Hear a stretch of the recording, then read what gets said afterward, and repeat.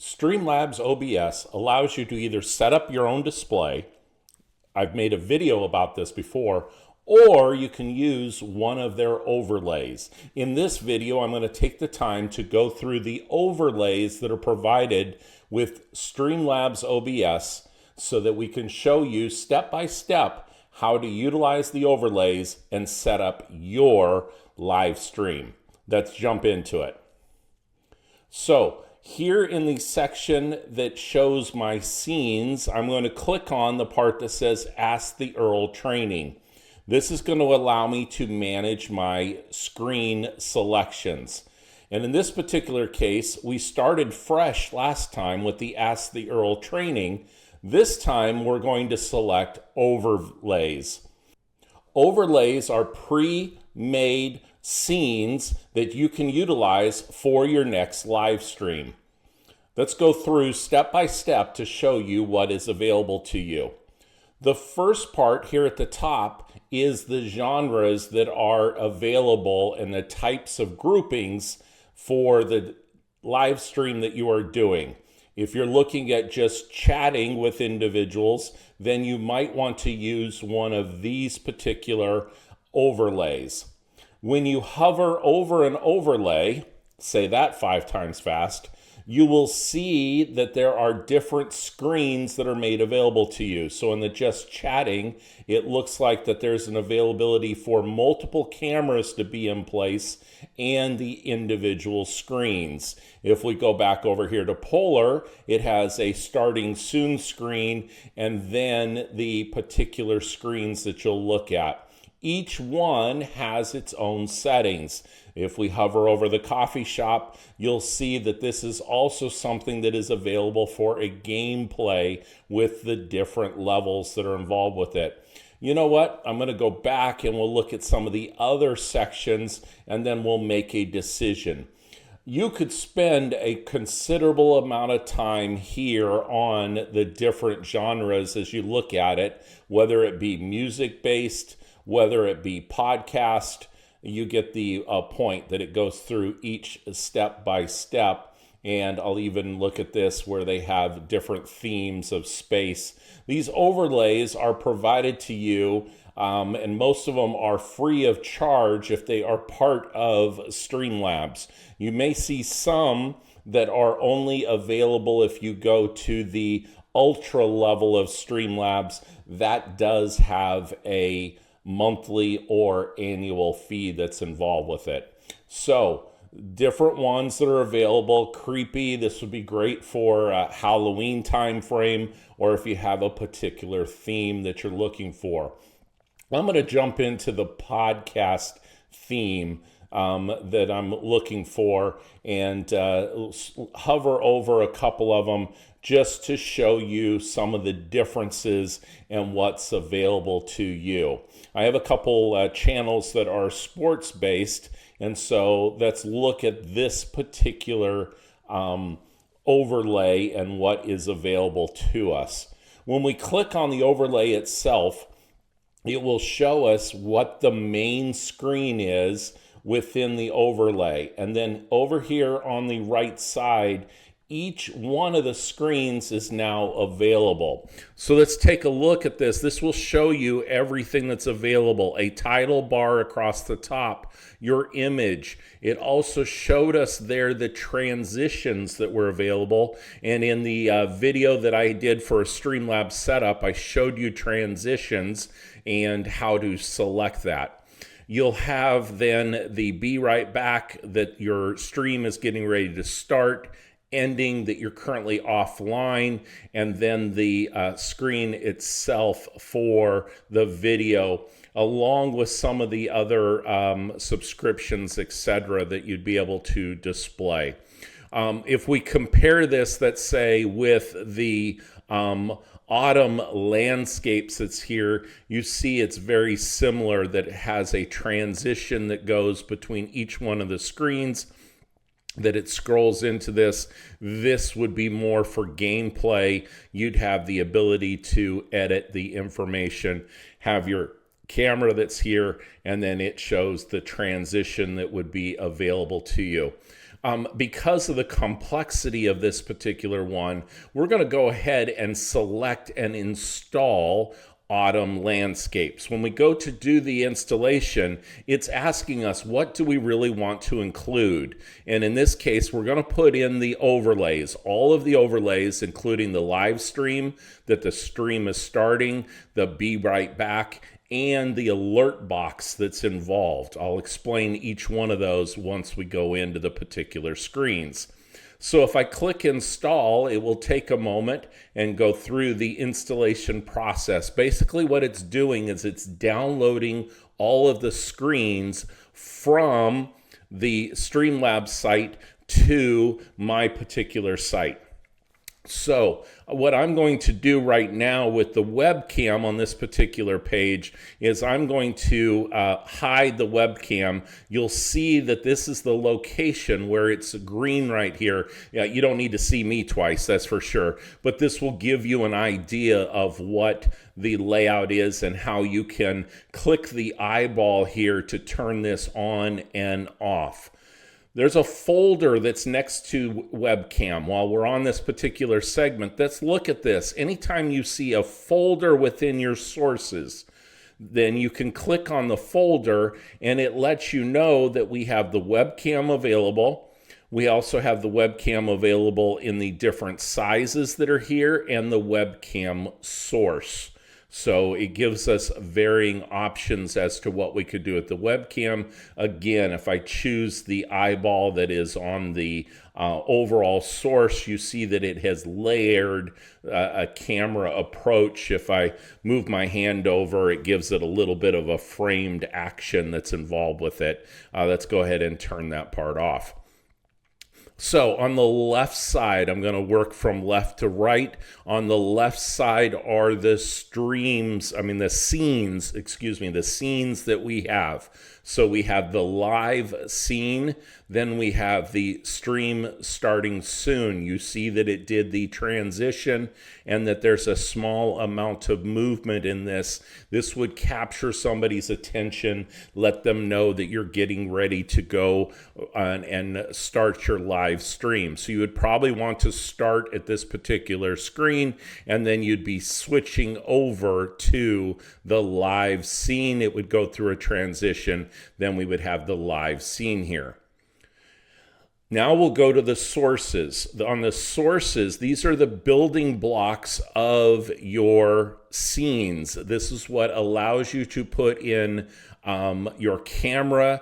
It allows you to put in widgets. We'll go through what has already been put in place here. The first one is the alert box. The alert box has settings, and any one of these, you have a couple options. You can lock the source so that it cannot be hidden, or you don't accidentally hit it during the time of doing your stream. There is the eyeball that we talked about that would turn it on or off as far as the display. It is a hide, unhide. The trash can will remove this particular source from your scene. And then there is the settings. If we open the source properties, this alert box is going to cover all of the different alerts and images that we want to pop up when somebody takes an action on our particular site.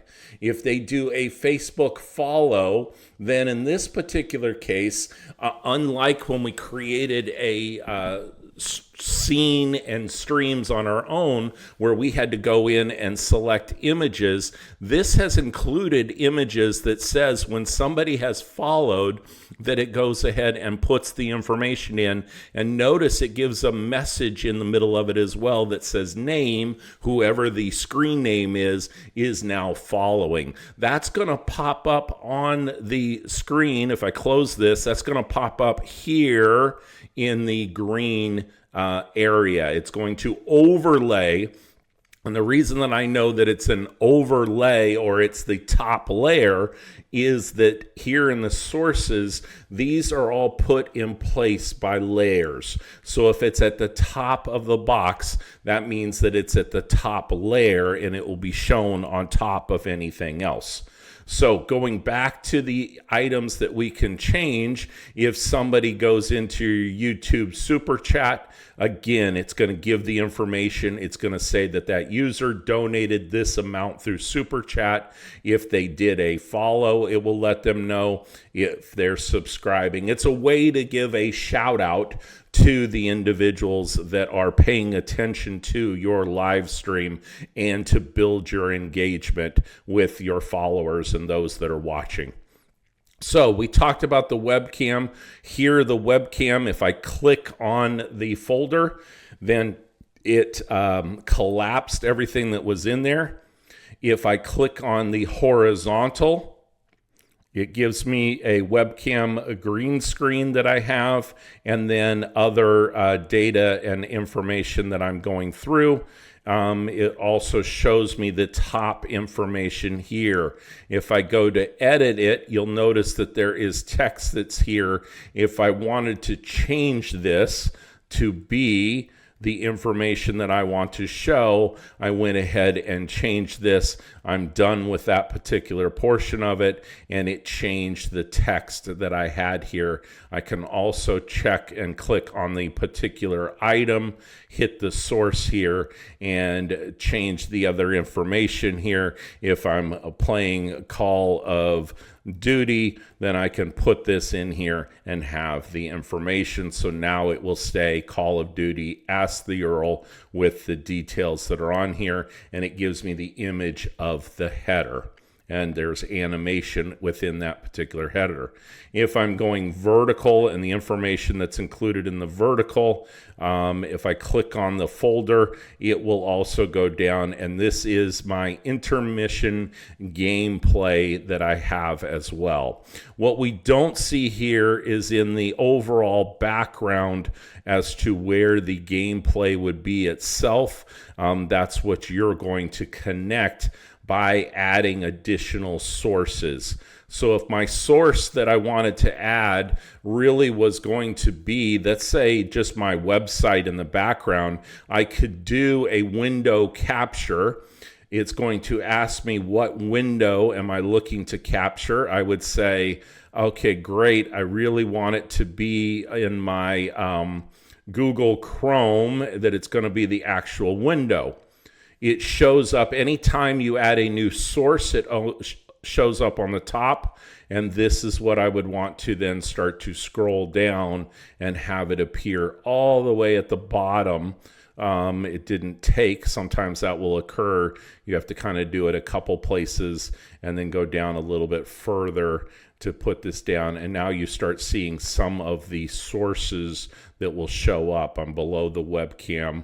I start going all the way down below the gameplay, and it is now layered behind everything else. If I turned on the webcam again, the information that I had, then it is going to show up on top of it as well.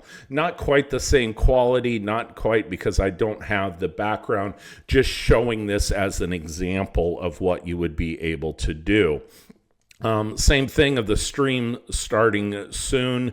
This one gives you stream starting soon, and then it also gives you a vertical. This vertical would be able to show up if you were also multicasting and wanted this to go and show up on TikTok or another source that it supports the vertical versus the horizontal layout that you have.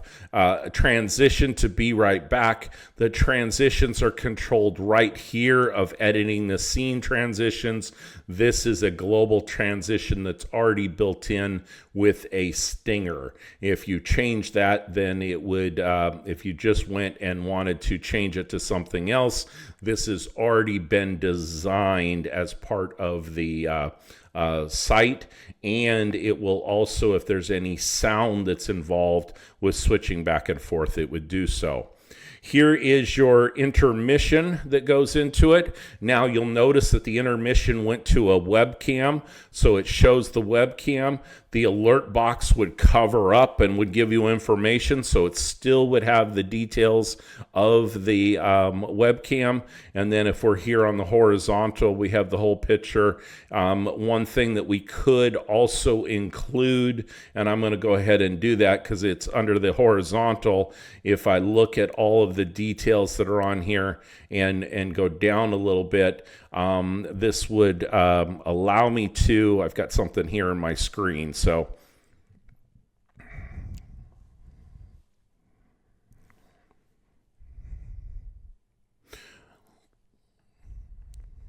okay, I'm going to do the horizontal here, and you see that there's even a nested folder that's here. So horizontal had a folder, and then I click down here, and chat has a folder, and the chat is the chat box that would show up. If I choose this here, it will show that I have a box chat, and this would be an example of it, that the person's name would show up, and then there would be other information. I'd want the chat to show up while I was in an intermission because I could actually read it and answer back and then put in whether there was any sort of delay on the chat, whether or not I was putting in what platform they were chatting from, because this is a multi-stream chat supported, meaning that if somebody asked me a question on Twitch, if somebody asked me a question on Facebook, if somebody asked me a question on YouTube, it would show up here in the chat box and be able to go through and have the information. If I wanted to change the text color, I could do so along with the background. It also gives me the information, and it has layered the chat frame that's involved with this, that chat frame being a local file, and that it has, you'll notice that the birds are flying within this as well. This is a looped file, that it is an image that will just continue to play. It will restart when it becomes active, and it will keep going through over and over again while I'm set on this. Just gives it some depth and provides there to be some background as we go through all the steps. If I'm offline, then I can click it, say the stream is offline, take a break, do something along that line.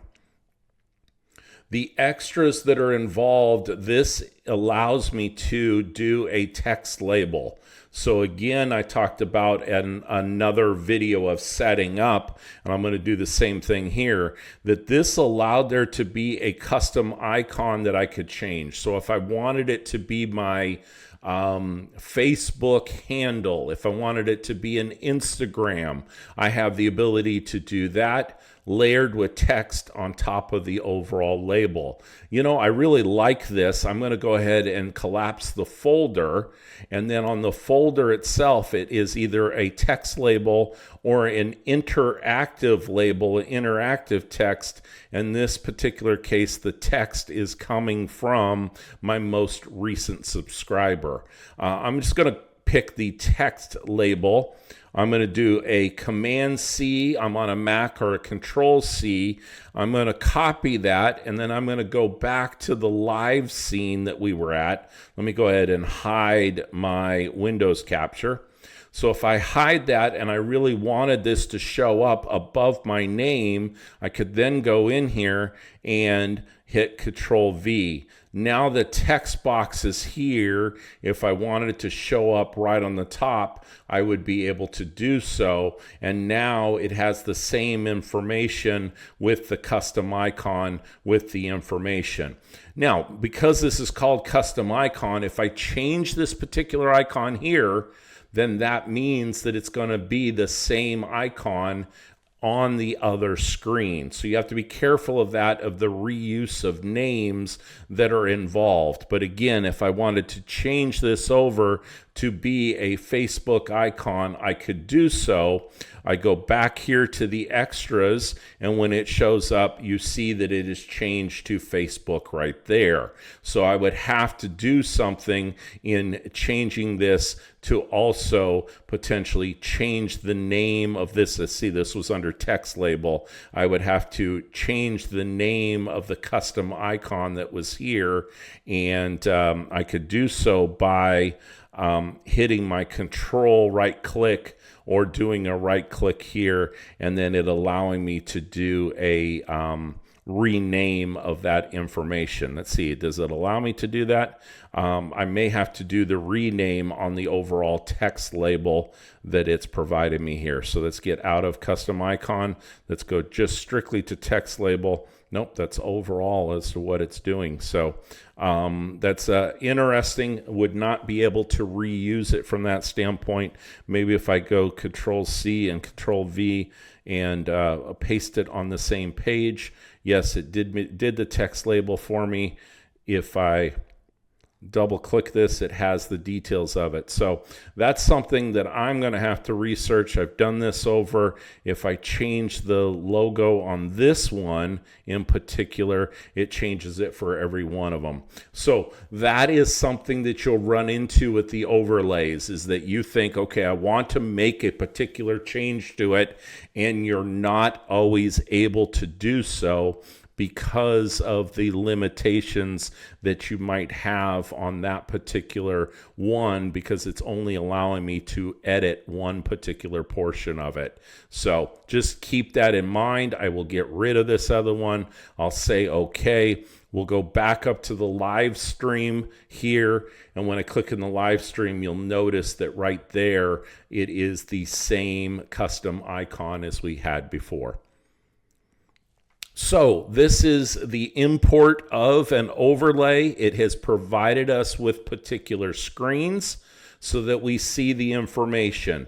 The one portion that we did not talk about is that you'll notice that for everything that's on this particular live scene, there is the ability for there to be volume that's coming through from each one of them. This would include your gameplay.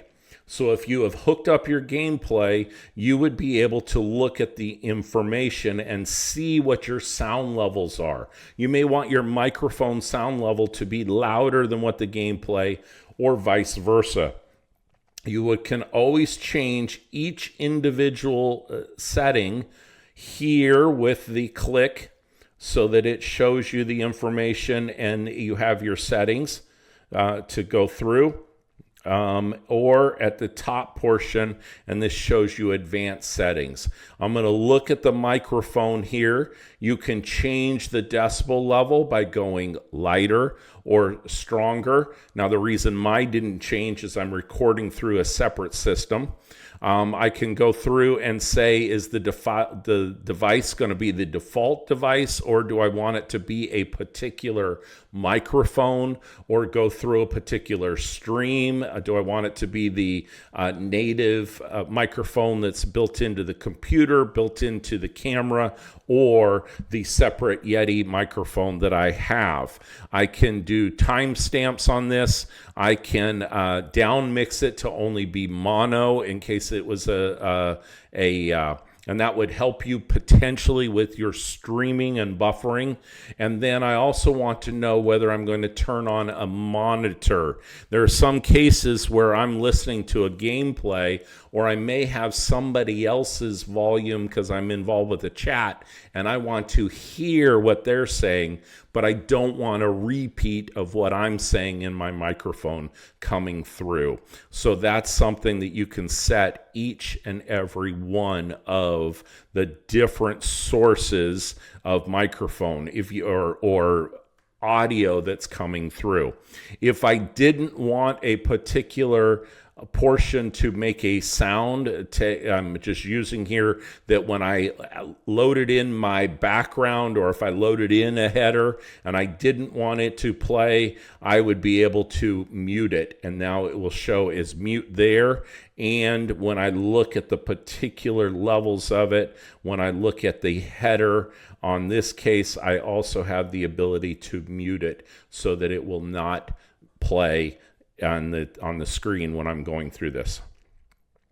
So there you go with overlays. If I wanted to add another overlay and do this different, notice that it's available now on my selections. I've made some changes to this. I've picked now that particular overlay. When I go to manage my scene collection, I do have the ability to wipe out this particular overlay. I'm going to show you how to do that because I don't plan on going live with it. Are you sure you want to remove this? Any adjustments, any changes that I made, make sure that you're really wanting to get rid of it before you click remove. I'll go ahead and hit remove, and now when I look at my scene collection, I'm back to the original scene that I started with, where you see me, and in the other video that I laid out, that you see myself with the Chrome video and then the camera that's here.